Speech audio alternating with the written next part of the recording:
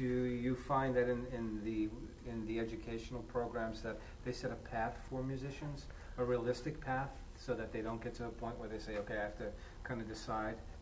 Right. I think they do. It depends. It depends, and I think it's super important for music educators, band directors, all the way to private teachers, to university professors and so on, professionals that teach lessons, to prescribe a path based on it's just like any other educational opportunity, right? You can get misled for one reason or another, but I try to tell my students and people that I work with that it's okay to do other things.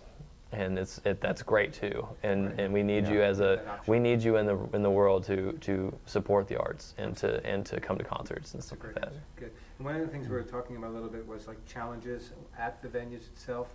Where do you guys find, all musicians kind of sometimes struggle with different things? Are there challenges that you guys have? Right. I think what we do is piano is usually more straightforward. Organ is can cause all sorts of issues between acoustics and delays. Almost every single organ you play on has a delay by the time you play the note and by the time you hear it. Sometimes it's quite a lot. So like Atlantic City. Right. Is that because he's so big? So big, and then some of the pipes are at different distances, so you hear him at different times everywhere. And then he was at a different point himself. I was about 50 yards away because the stage is so massive. So I was hearing like 4 different. How do you guys communicate that?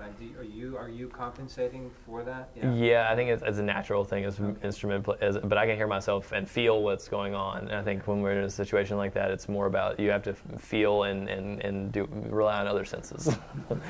Smell. I don't know. Yeah. That's right. Yeah, you.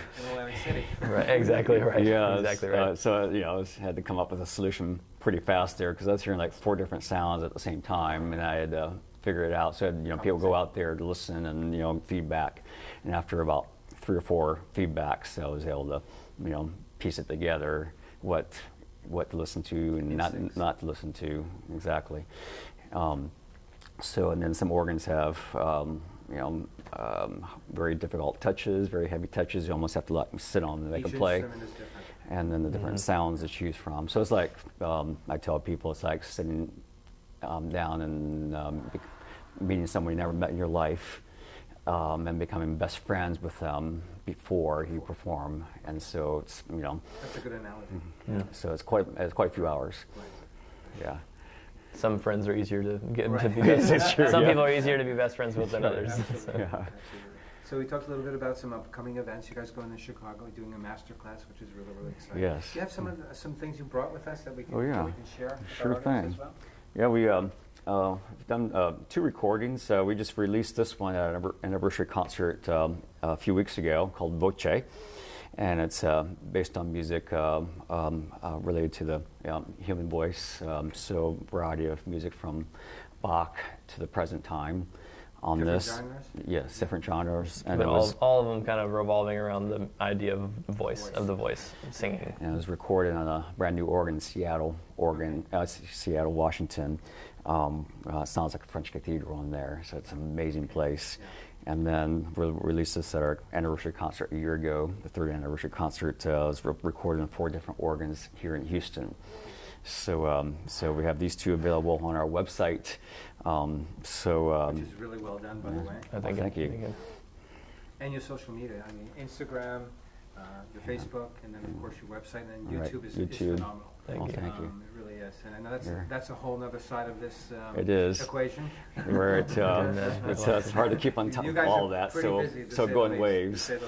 Right. Is there anything else that?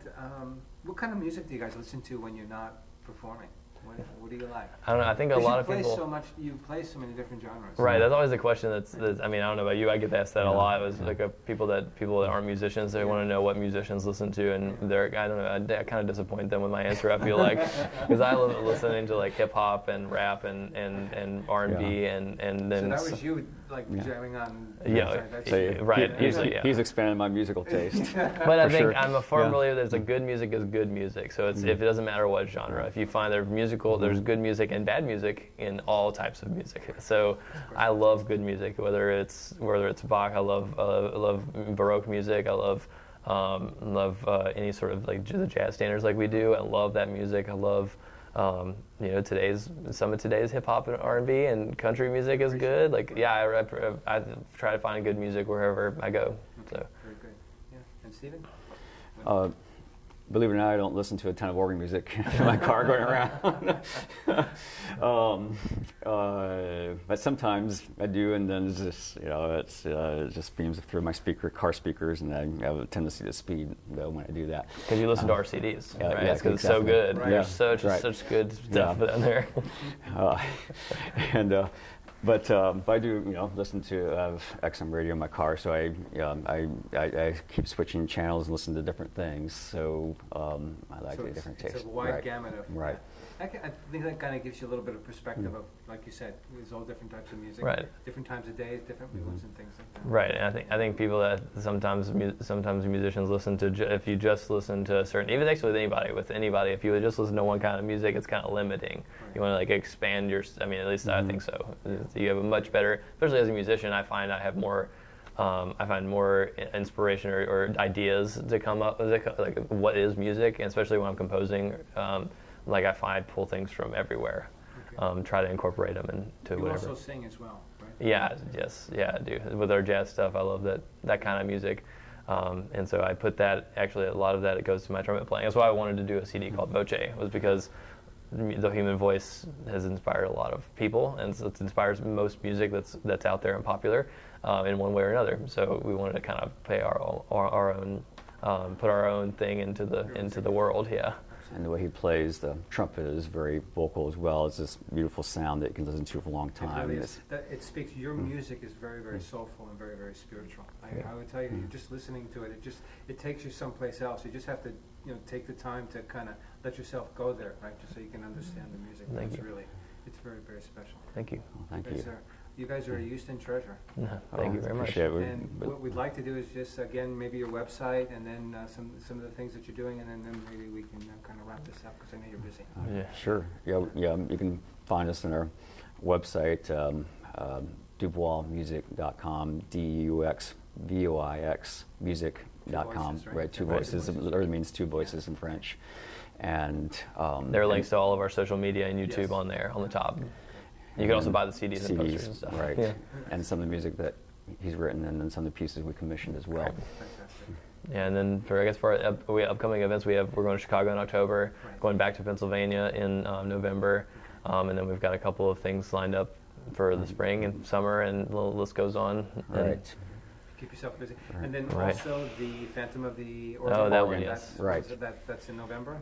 Actually, October. Yeah, okay. The second week of October. Exactly. Okay. So I would suggest that everybody and anyone that's not seen that they need to come here. They need to experience it. That's a lot of fun. It's a cool thing. Lots of smoke and log and lightning and thunder and music. That's fun. Well, thank you guys. You guys are great. And thank you for doing what you do, and we really appreciate your time. Thank you very much. Thank you. Thank you.